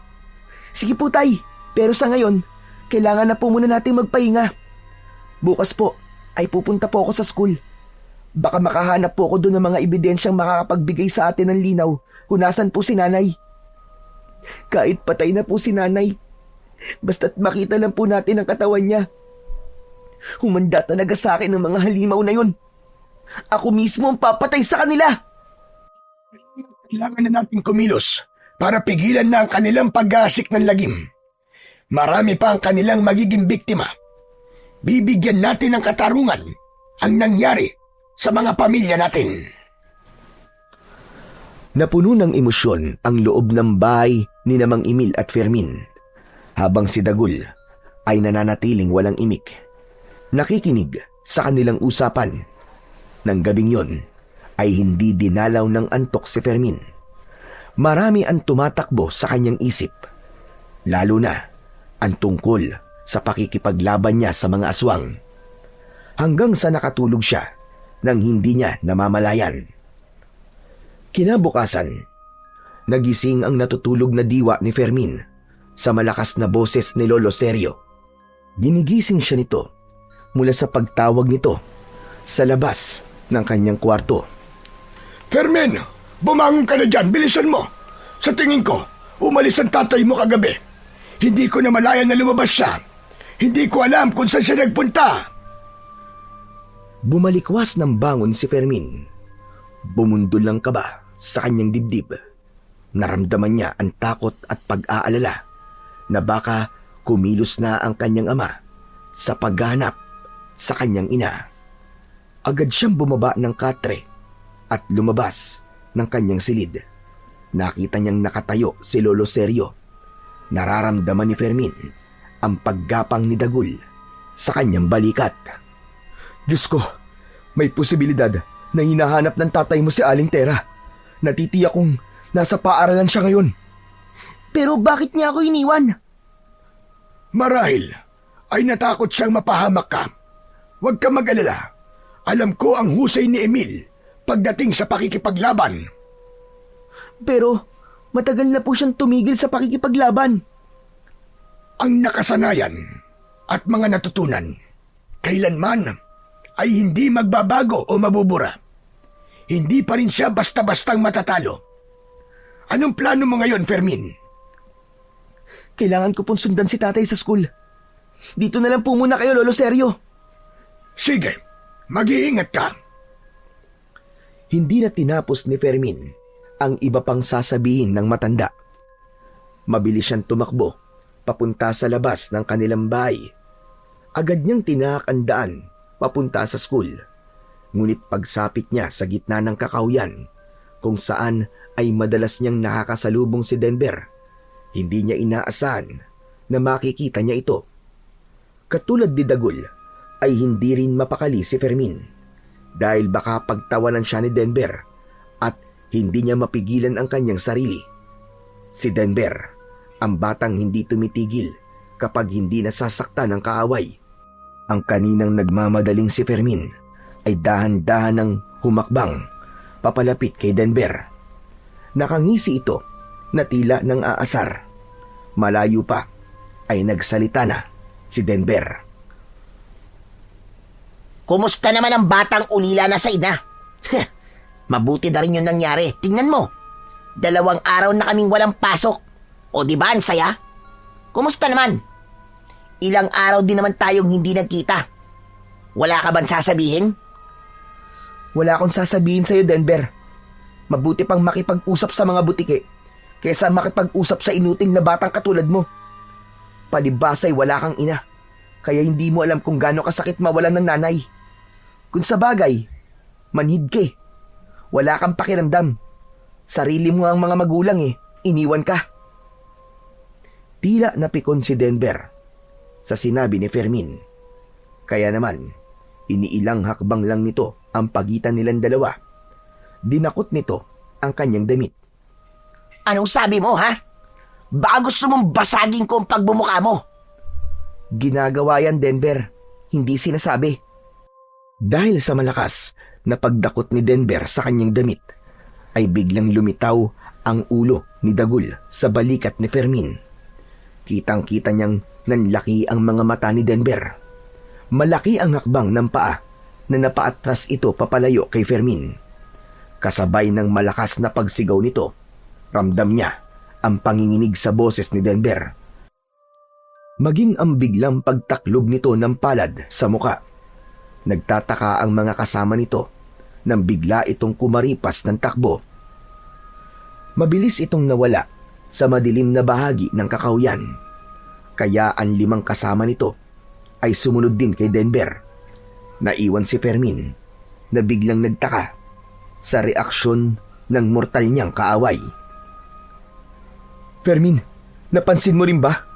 Natakot siya sa akin Hindi mo ba nakita ang usok sa mukha niya? Mabilis ang pangyayari, Dagul Kaya hindi ko napansin ang usok sa mukha niya. Ang nakita ko lang ay ang takot na takot siya sa'yo. Nang makita ka niya para siyang napapaso. Hindi kaya yun ang dahilan kung bakit pinapatay niya ang mga butiki. Takot siya sa butiki. Pero nakita ka niya nung hindi pa napuputol ang buntot mo, di ba? Pero hindi siya humahawak sa akin, Fermin. Isa pa, wala akong kapangyarihan kapag buo ang buntot ko. Dahil hindi pa naman naipapasa sa'yo. Masama ang kutob ko sa kanya, Fermin. Hindi kaya siya ang pinuno ng bangkilan? Pero ang sabi ni Lolo Sergio, hindi tinatablan ng aswang na bangkilan ng kapangyarihan ko dahil meron siyang itim na perlas. Pero ang alam ko, Fermin, sa gabi lang niya yung dinadala. Dahil sa gabi lang din sila umaatake at nagkakaroon ng kakaibang anyo. Kailangan natin masiguradong siya nga ang aswang. Humanda siya sa akin kapag napatunayan kung siya ang may gawa sa pagkawala ni nanay. Hindi ko siya mapapatawad. Kailangan kumilos ka na. Natitiyak kong babalik siya dahil alam na niya na nasa iyo ang mutya. Sa sandaling magharap kayo ay mawawalan siya ng kakayahang manggaya ng muka at magpalit ng anyo. Pero itong tatandaan mo, Fermin, kahit meron siyang perlas, hindi maitatago ang pagkatakot niya sa butiki. Kaya malakas ang kutob kong si Denver nga ang pinuno ng mga aswang. Kailangan natin siya sundan. Kailangan malaman to ni tatay. Mukhang alam ko na ang sagot sa mga tanong natin. Sa classroom, dun siya nakatira. Kaya aabangan ko siya mamayang gabi. Hindi naman niya ako mararamdaman dahil sa proteksyon ng mutya sa amoy ko. Tama ka, pero mas kailangan pa rin natin mag-ingat dahil natitiyak ko, mas doble ang pag-iingat niya ngayon. Ganun na nga ang naging plano ng dalawa. Hinanap muna ni Fermin ang kanyang ama, ngunit wala ito. Kung saan-saan na niya ito hinanap. Malapit ng dumilim ang paligid at wala pa rin ang kanyang ama. Mula sa likod ng puno sa tapat ng bintana ng classroom, tahimik na nakaupo si Fermin. Umiiyak, nag-aalala kung nasaan na si Mang Emil habang hinihintay niya ang pagsapit ng gabi. Pero umaasa siyang kahit nasaan ng kanyang ama, ay alam niya na kaya nitong ipagtanggol ang kanyang sarili. Saan na kaya nagpunta si Mang Emil? Hindi ko rin alam, Dagul. Pero natatakot ako. Paano kung pati si tatay ay nawawala na rin? Bakit kasi siya umalis nang walang paalam? Ganun naman ang ama, Dagul Hindi niya hahayaan na mapahamak ang kanyang anak. Kahit siya pa ang magsakripisyo. Pero hindi niya alam, Dagul. Mas pinapahirapan niya ako dahil sa takot at pag-aalala na baka isang araw magising ako na ulila na rin ako sa mga magulang. Umagos ang masaganang luha sa kanyang mga mata habang nakasandal at nakaupo sa ugat ng puno. Maya-maya pa ay naramdaman ni Fermin ang larawan sa kanyang bulsa. Kaya naman, naisip niyang muling pagmasdan yun. Matagal niyang tinitigan ng mga larawan. Isa lang ang kanyang napuna, ang mga salitang nakasulat sa pisara. Tila napansin din ni Dagul at alam nito kung ano ang ibig sabihin ng lengguwahe. Teka, lengguwahe namin yan sa mundo namin Ang ibig sabihin ng Eteran Sitarin ay lagusan at pinto. Napaunat sa pagkakaupo si Fermin at napatitig siya sa muka ni Dagul. Kinalabutan siya ng matindi dahil nalaman niya kung ano ang ibig sabihin ng salitang yon. Anong ibig sabihin nun, Dagul? Kailangan natin pasukin ang loob ng silid. Hahanap tayo ng lagusan at pinto na sinasabi sa pisara. Diyos ko, sigurado na ngayon na merong kakaiba sa silid na yon. Yan ang aalamin natin. Hindi na nila natapos ang kanilang pag-uusap dahil bumukas ang pinto ng silid ng paaralan. Pumasok si Denver. Kitang-kita ni Fermin kung paanong nagpalinga-linga sa paligid si Denver. Biglang nagtago sa likod ng puno si Fermin dahil baka maramdaman ito na merong tao sa paligid. Mabilis ang tibok ng puso ni Fermin at bumigat ang kanyang pakiramdam nang makita ang bata.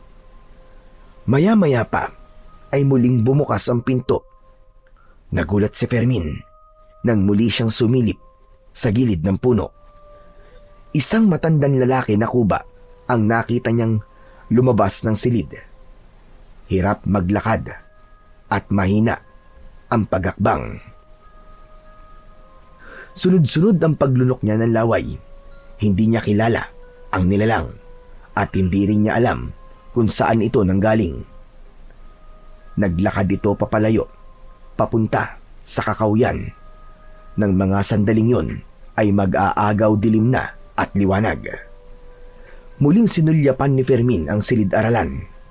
Hinanap ng kanyang paningin ang pumasok na si Denver. Ngunit wala siyang nakita. Natitiyak niyang may lihim ang classroom na yon. Dahan-dahang tumayo si Fermin at nagpalinga-linga sa paligid. Pumasok na tayo sa loob, Fermin. Bago pa bumalik ang matandang yon. Ang ipinagtataka ko lang, saan kaya dumaan ang matandang nakita natin? Saka si Denver. Hindi ko siya nakitang lumabas. Kung ganon, malinaw na sa akin ngayon ang katotohanan. Si Denver at ang matandang lalaki na lumabas kanina ay iisang tao lang. Isang aswang na bangkilan na nagpapanggap na bata para pumatay at kumuha ng mga guro. Matagal na hindi nakapagsalita si Dagul. Maya-maya pa ay meron itong biglang naalala. Tama. Natatandaan ko na, Fermin. Nagsimula ang pagkawala ng mga guro sa baryong to. 60 taon na ang nakakaraan. Merong naging kaso ang guro. Pinahirapan niya ang 10 taong gulang na batang lalaki. Pinaluhod sa asin ng estudyante. Pinalo ang binti ng 100 beses gamit ang yantok at pagkatapos, ibinilad sa araw ang bata. Kinabukasan, nabalitaan na lamang na sabay na nawala ang guro at ang batang pinarusahan ito. Kung ganun, maaaring 70 taon na siya ngayon at yun ang tunay na edad ng aswang na yun. Halika, alamin natin kung anong meron sa loob. Natitiyak ko na nasa pisara pa rin ang sagot sa katanungan natin. Mabilis at malalaki ang hakbang ni Fermin nang pumasok siya sa loob ng kanyang classroom. Halos mabingi siya sa malakas na pagtibok ng kanyang puso. Agad nilang nilapitan ang pisara. Subalit sumalubong naman sa kanila ang masangsang at mabahong singaw ng silid. Biglang kinabahan si Fermin. Hindi niya napigilan ang kanyang sarili na hawakan ng pisara dahil sa biglang paglangit-ngit nito na parang tunog ng pinto ay nag-alala si Fermin. Hinawakan niya ang gilid ng pisara at dahil hindi maayos ang pagkakalapat ng blackboard sa dingding, bumukas yun at mas lalo niyang naamoy ang mabahong singaw nito na parabang nabubulok na laman ng tao. Nanginginig ang kanyang tuhod at sinilip ang likod ng pisara. Pinto! Merong hagdan! Pababa sa ilalim! Sinasabi ko na nga ba't merong silid? Isang sikretong pintuan. Baka dito niya itinatago ang mga gurong kinukuha niya. Teka, merong hagdan pababa. Ang mabuti papasukin na natin. Kapag nagkataon, natagpuan ko na rin ang lagusan papunta sa mundo ko. Maingat na pinasok ni Fermin ang loob ng silid na yon. Nakita niya ang hagdan pababa sa madilim na bahagi ng pintuan. Diyos ko, anong klaseng lugar to? Napakabaho. Nakakasuka ang amoy. Tangka na sanang bababa ng hagdanan si Fermin nang marinig ang boses ng kanyang ama. Bumundol ang kaba sa kanyang dibdib. Binilisan niya ang pagbaba sa hagdan. Mabuti na lang at merong nag-iisang gasera na nakasabit sa kisame ng batong pader ng kwarto.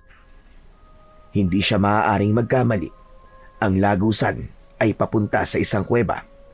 Merong mga nagkalat na buto ng tao sa mabuhangin na sahig ng kuweba, habang ang ingay ay umaalingaw-ngaw sa loob.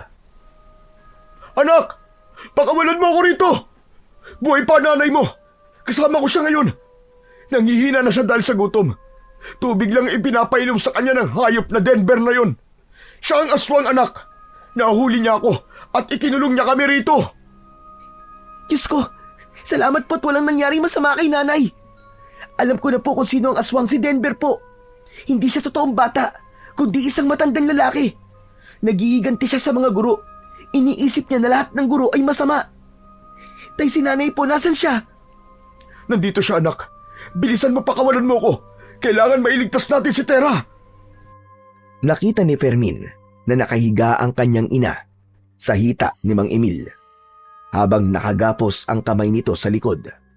Merong sugat sa braso si Aling Tera, indikasyong sinubukan ni Aling Tera na lumaban kay Denver. Ngunit kahit bata pa ang anyo ni Denver, kakaiba pa rin ang lakas nito. Mabuti na lang at hindi hinayaan ng Panginoon na mamatay ang kanyang ina. Agad na kumilos si Fermin. Kinalagan niya ng tali si Mang Emil. Saktong inaalalayan niyang tumayo ang nangihina niyang ina, ay biglang dumating si Denver. Nagkatinginan ang mga ito at hindi nila alam ang kanilang gagawin. Hinugot ni Fermin ang mutya ng 2 buntot ng inkantadong butiki mula sa kanyang bulsa, saka iwinasiwas sa ere. Lumiwanag ang kanyang sandata, subalit hindi naman natinag si Denver.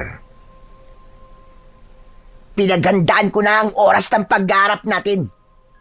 Hawak ko na ang itim kong perlas. Kaya wala ka na magagawa kundi ang sumuko. Hindi ako susuko, hayop ka. Kaya pala, pinapatay mo ang mga butike dahil kontra yun sa'yo. Bakit kailangan mong gawin to? Idadamay mo pa ang mga walang kasalanan? Dahil pare-pareho laban sila. Magpasalamat ka at binuhay ko pa ang nanay mo. Meron pang konting awa na natitira sa dibdib ko dahil naging mabuti siyang guro sa akin. Pero ngayong kompleto na kayo, isasabay ko na rin siya sa pagpatay ko sa inyo. Walang dapat na makaalam ng tungkol sa sekreto ko. Kaya kailangan niyong mamatay lahat. Walang lihim na hindi nabubunyag. Kaya kahit mapatay mo man kami, lalabas at lalabas pa rin ang katotohanan. Mag-iingat ka sa kanya, Fermin. Malakas ang kutob ko na balot ng proteksyon ng lugar na to laban sa'yo. Huwag ka mag-alala, Dagul. Kailanman ay hindi mananalo ang kasamaan laban sa puwersa ng kabutihan. Ang kabutihan pa rin ang mananaig at naniniwala ko. Ito na rin ang magiging katapusan mo. Hayop kang Denver ka! Kayo ang pumasok sa kuta ko. Kaya kayo ang tatapusin ko. Pagmasdan mo, Fermin, kung gaano kalakas ang kapangyarihan ko. Tay, ilayo niyo po si nanay. Magtago po muna kayo. Mag-iingat ka, anak. Mula sa kanilang harapan ay kitang-kita ni Fermin ang pagbabagong nangyari kay Denver. Ang balat nito ay kumulubot, ang likod ay yumuko, at ang tinig ay naging garalgal na tila ba alingaw-ngaw na mga nawawalang kaluluwa. Nakakakilabot ang mapula nitong mga mata na tila isa yung nagbabagang bolang apoy. Ang mga balahibo sa katawan ay naging kasing tigas ng alambre na kayang bumutas ng katawan ng tao. Habang ang nakadipang braso nito ay parang tinubuan pa ng mga tinik at humaba ang kuko nito na kayang dumukot sa puso ng mga biktima. Hindi nagtagal, ang mga daliri nito ay nagsihaba na rin. Hindi na ito si Denver, kundi isang bangkilan na anyo ng isang halimaw na tumutulo pa ang malapot na laway.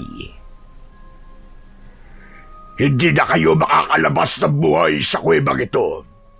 Dahil ito na ang magiging katapusan nyo.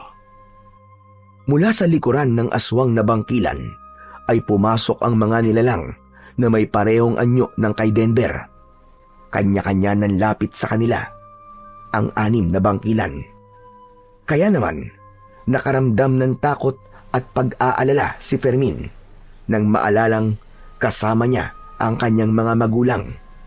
Inihagupit niya sa lupa ang nagbabagang latigo ng buntot ng butiki dahil para tumigil sa paglapit ang mga aswang. Umikot si Fermin sa ere at sa muling paghagupit niya ay tinamaan niya sa muka ang 2 aswang. Bumagsak ang mga ito ng pasadsad sa kuweba at nasunog ang katawan na parang naaabong puno. Hindi naman nagpaawat si Fermin. Mabilis niyang sinugod ang mga natitirang kalaban. Si Denver ay iniiwasan ang bawat paglagitik ng latigo sa katawan nito. Sa una ay nahirapan kumilos si Fermin dahil maliit lamang ang espasyo sa loob ng kuweba. Ngunit sadyang makapangyarihan ang kanyang mutya. Kaya sa muling paghagupit ni Fermin sa latigo ay 2 bangkilan kagad ang nasunog ang katawan at sumama ang abo sa hangin. Umaangil ang mga natitirang bangkilan dahil sa nasaksihan ng mga ito kung gaano kalakas ang sandata ni Fermin. Habang abala sa pakikipaglaban si Fermin, si Mang Emil naman na kanyang ama ay isinandal ang nangihinang asawa sa pader ng kuweba. Saka tumayo ito at lumapit sa kanyang anak. Hinarap nila ang mga aswang. Magkasabay na sumugod sila sa mga kalaban. Mag-ama, laban sa 4 na bangkilan. Sa bawat paggagupit ng latigo ni Mang Emil, ay isa-isa ring bumabaliktad ang mga kalaban sa sahig. Susundan yun ng paghagupit ng latigo ni Fermin. Kaya naman, agad na nasunog ang katawan ng mga ito. Si Denver naman, na nasa anyo pa ring bangkilan, nakatayo at pinapanood ang labanan sa pagitan ng mandirigma at ng mga aswang. Bawat tamaan ng naglalagablab na sandata ay natutunaw ang katawan na tila ba nasusunog na punong kahoy. Dala ng takot at pag-aalala sa lakas ng sandata ni Fermin, tumakas palabas ng kuweba si Denver kasama ang nag-iisa nitong alagad. Ngunit bumagsak ang mga ito pabalik sa kuweba mula sa itaas ng hagdanan. Iniluwa sa pintuan si Lolo Sergio. Hawak nito ang malaking tungkod na ginamit na panghampas sa papalabas sanang mga aswang. Sa kabila namang kamay nito ay itinumba ang malaking timba na gawa sa uway. Itinaktak ng matanda ang timba at kanya-kanya ng gapang ang mga butiki mula sa lalagyan. Nagkikikisay sa takot ang pinuno ng mga aswang. Hindi! Huwag! Huwag kayong lalapit! Alisin niyo mga butiki! Alisin niyo yan! Huwag niyong ilalapit yan sa akin! Sa mga sandaling yun, hindi maitago ang takot sa boses ng halimaw na si Denver. Maya-maya pa ay sinubukan nitong lumapit kay Lolo Sergio para labanan ng matanda. Nagawa nitong saksakin ang tiyan ni Lolo Sergio gamit ang matutulis nitong mga kuko. Ngunit naging maagap naman si Mang Emil. Nahila nito ang matanda, kaya nakawala sa pag-atake ng pinuno ng aswang.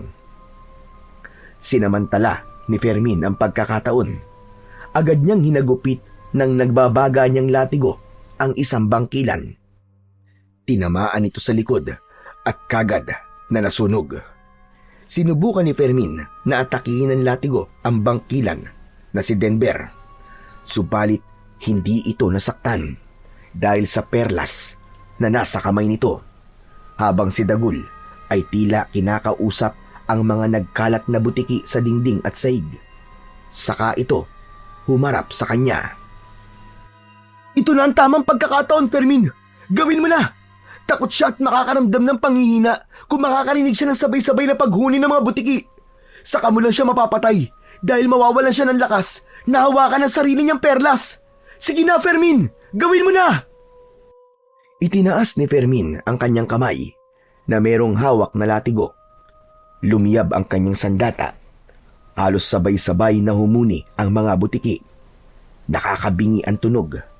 Tinakluban ni Denver ang tenga nito at napaluhod sa lupa dahil sa labis na sakit. Tama na! Tama na, pakiusap! Ayoko na! Biktima lang ako ng pagmamaltrato ng guru ko noon! Tama na! At hindi ko matatanggap na ang taong yun ay ang totoo ko palang ina! Huli na! Huli ko na nang malaman na nanay ko siya dahil napatay ko na ang gurong yun. Patawarin niyo ako! Biktima lang din ako ng malupit na mundo at dalalang galit ko. Lahat ng guro pinapatay ko. Kinakain ko ang laman loob nila dahil sa galit ko. Tama na, parang awa niyo na. Pakiramdam ko, nakaganti na ako sa kanila. Sila ang dahilan kung bakit ako naging aswang.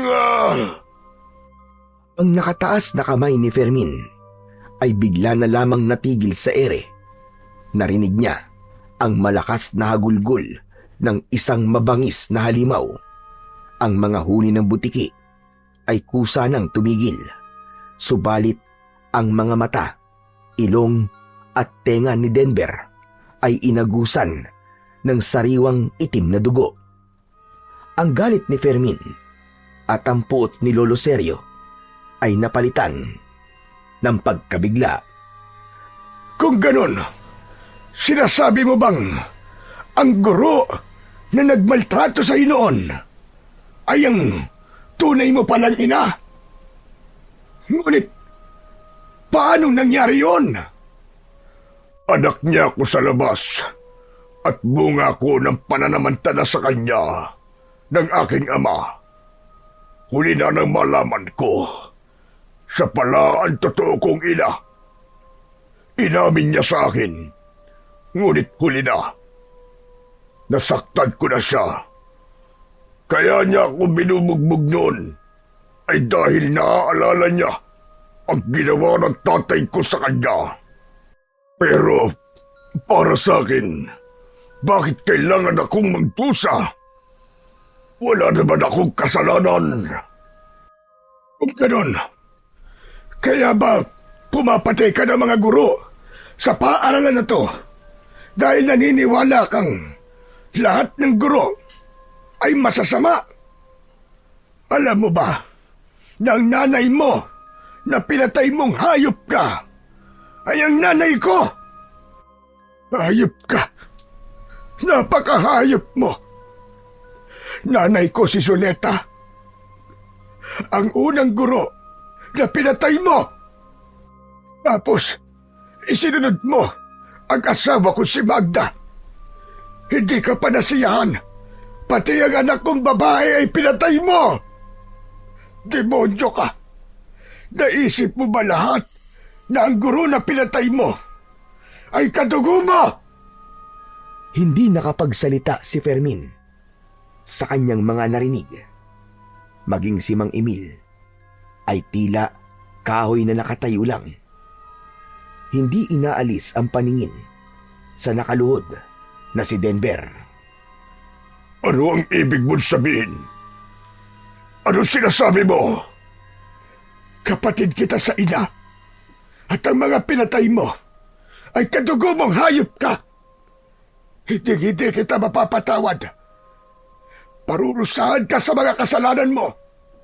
At kahit kailan, hindi kita ituturing na kapatid. Isinusumpa kita. Mamamatay ka sa sakit at pagdurusa. Hanggang sa hangarin mo na lang na mamatay ka na. Hindi totoo yan. Sabihin mo, hindi kita kapatid. Yun ang katotohanan, demonyo ka. Yan ang kapalit ng pag-iiganti mo. Inubos mo ang pamilya ko. Sinira mo ang buhay ko. Hindi na maitatama ang mali ng isa pang pagkakamali. sapagkat ang mga ginawa mo ay katumbas ng gawain ng isang diablo. Halos humalik sa lupa ang nagsisising si Denver. Mula sa kanyang anyo bilang isang aswang na bangkilan, bumalik ito sa tunay nitong anyo. Hindi ng isang bata o aswang, kundi isang matandang lalaki na kuba. Hindi maaaring magkamali si Fermin. Yun ang matandang nakita niyang lumabas ng classroom. Isang mahinang matanda na punong-puno ng pagsisisi. Ang katotohanan ay nalantad sa kanilang lahat. Itinapon nito ang itim na perlas at humingi ng tawad. Gumulong ang bilog na perlas at tumigil sa paanan ni Fermin. Agad niya yung hinagupit ng kanyang latigo at mula sa kanyang harapan ay nabasag ang perlas na parang babasaging baso. Nagkalat ang piraso nito sa lupa hanggang sa tuluyang naglaho at tinangay ng hangin. Patawarin mo ko. Patawarin mo si Kuya. Lumapit si Lolo Sergio sa matandang lalaki at humarap ito sa kapatid. Nakaluhod, humihingi ng tawad. Humalik ito sa paa ni Lolo Sergio, ngunit iniwas ng matanda ang paa nito. Walang kapatawaran ng ginawa mo. Subalit, hahayaan ka namin na mabuhay. Hindi ka na manggugulo rito. Pagdudusahan mo ang ginawa mo sa pamilya mo. Hindi ka nakakain ng karne ng tao. Hindi sapat sa'yo ang basta mamatay na lamang. Dahil sa dami ng buhay na kinuha mo, kulang pa ang buhay mo. Kapalit ng mga buhay na nawala. Nilapitan ni Lolo Sergio ang dalawang kalansay na magkatabing nakahiga sa sahig ng kuweba. Humagulgul ito ng iyak habang hinahaplos ng kamay ang singsing ng asawa. Ang isa pang kalansay ay merong kwintas, kaya't nakilala nito ang anak. Habang sa upuan naman na malapit sa kulungan ni Aling Tera ay ang kalansay ng guro na si Aling Soleta. Ang 60 taon na pagkawala ng mga mahal sa buhay ni Lolo Sergio ay nalantad sa maliit na silid ng kuwebang yon. Mabuti na lang at hindi tuluyang napahamak ang nanay ni Fermin. Nakita niyang binuhat ng kanyang amang si Mang Emil ang nanghihina na si Aling Tera. Saka naunang lumabas ng kuweba, kasunod ni Lolo Sergio. Dala ang kwintas ng asawa at singsing ng anak. Tuluyang iniwan ito ang kalansay ng pamilya sa nag-iisang higaan. Nilampasan ng matanda ang nakaluhod pa rin na kapatid. Naiwan si Fermin kasama ang engkantadong butiki na si Dagul. Walang imik na umakyat sa hagdan si Lolo Sergio papunta sa itaas ng pintuan. Hanggang silang dalawa na lamang ng pinuno ng aswang ang natitira.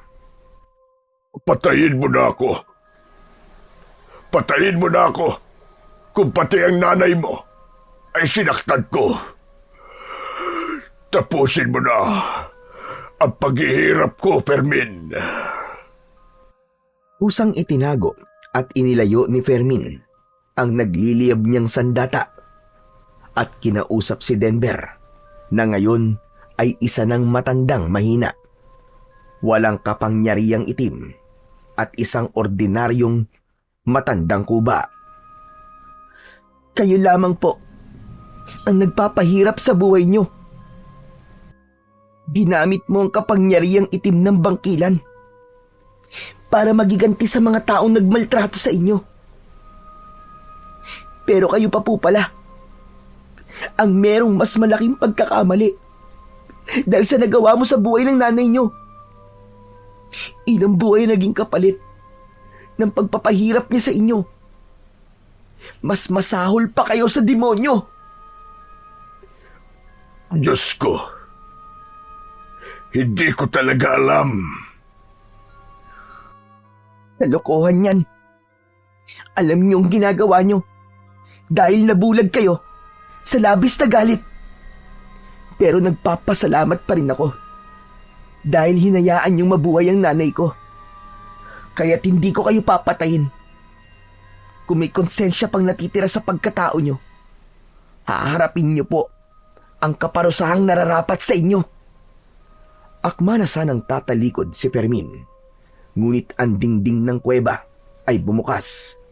Lumitaw ang kulay berding liwanag na merong hugis pabilog. Kasunod ng pagsasalita ng matandang si Denver. Bumukas na ang lagusan ng mundo ng mga ikanto. Lumitaw sa balikat ni Fermin ang butiki na si Dagul. Bumalot ang liwanag sa katawan nito at nagkaroon ng hugis bilang isang tao, ngunit kakaiba ang muka. Singkit ang mga mata. Matulis ang dalawang tenga nito. Kulay dilaw ang buhok sa ulo, habang kulay asul ang mga mata at berde ang kulay ng labi. Dagul? Dagul, ikaw ba yan? Oo, ako nga to. Nagbukas na ang lagusan dahil winasak mo na ang itim na perlas. Subalit ang kapangyarihang taglay ng latigo ay mananatili na sa kamay mo. Ingatan mo ang mutya, Fermin. Maraming salamat, kaibigan, sa pagtulong mo sa akin. Natalo mo ang mga aswang na bangkilan at naipaunawa mo sa kanya ang kahalagahan ng pagsisisi sa mga nagawa niyang kasalanan. Bilang kaparusahan sa mga nagawa niyang kasalanan, gagawin ko siyang butiki habang buhay at hindi na kailanman magiging halimaw. Biglang lumiwanag ang paligid at pinalibutan ng usok ang katawan ng nakaluhod na si Lolo Denver.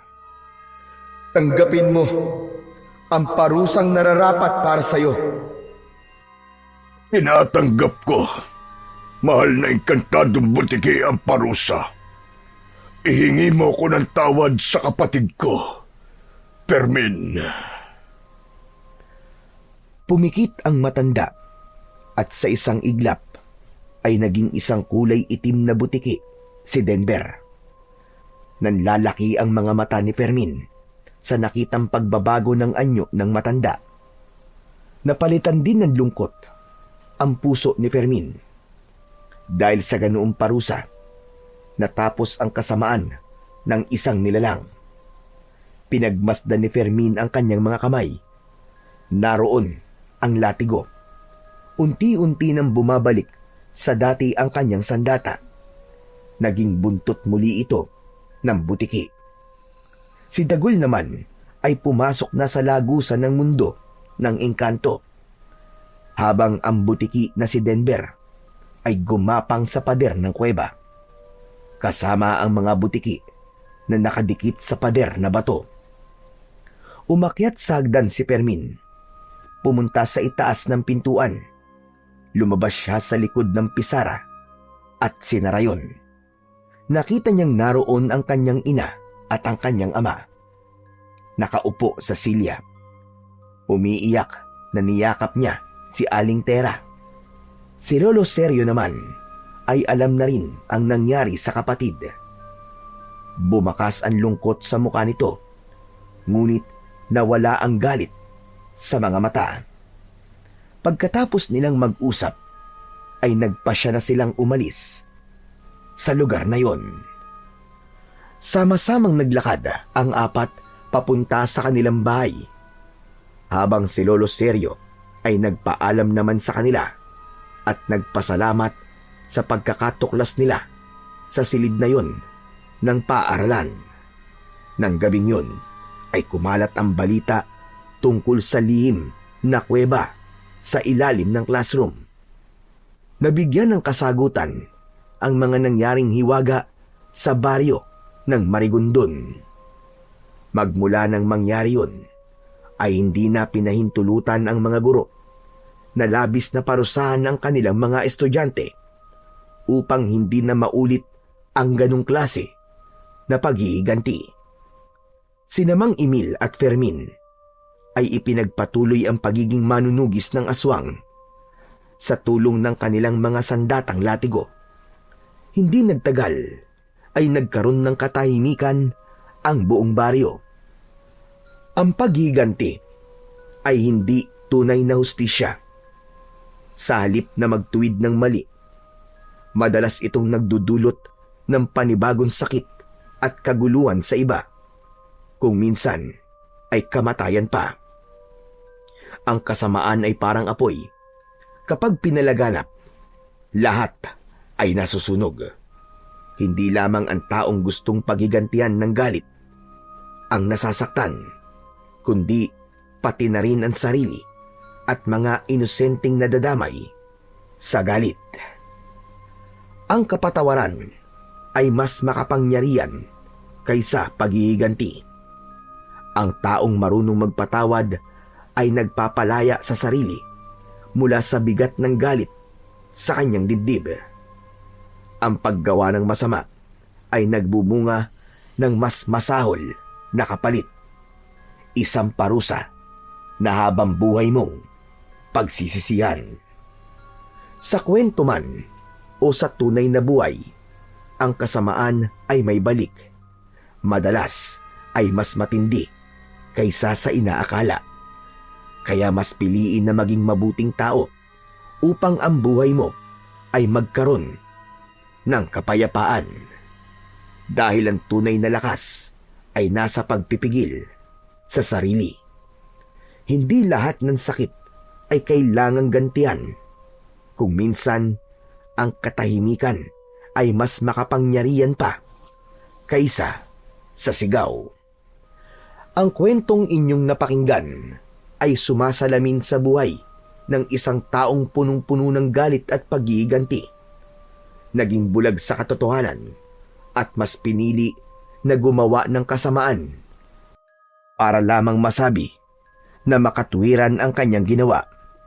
Ngunit laging tandaan, ang bawat kasalanan ay palaging merong kapalit na kaparusahan. Kaya't piliin mong isuko ang sarili sa dakilang lumikha upang ang buhay mo ay magkaroon ng halaga.